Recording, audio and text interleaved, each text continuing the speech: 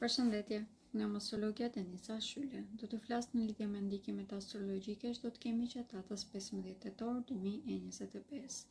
Jemi në ditën e Mërkurit. Këtë ditë është në ndikime disi të çuditshme.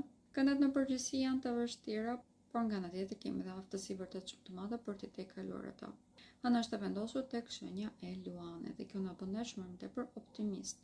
Na ndihmon që të shikojmë problemet me më tepër thjeshtësi, e cila mund të bëhet edhe elementi më i rëndësishëm në zgjidhjen e të gjitha problemeve që mund të kemi gjatë kësaj dite. Në fillim, kushti do të jetë që të jemi të organizuar. Duke qenë se gjatë gjithë ditës mund të kemi tendencë që të jemi të pavendosur, kjo do të thotë që mund të tundohem më shumë shpejt për të mos bërë asgjë dhe për të qëndruar në mënyrë apetike. Mund të kemi shumë pak durim dhe të irritohemi shumë thjesht, sidomos kur na thuhet diçka, dhe të gjitha këto mund të përdorim dhe si justifikim për të mos i përmbajtur përgjegjësive tona.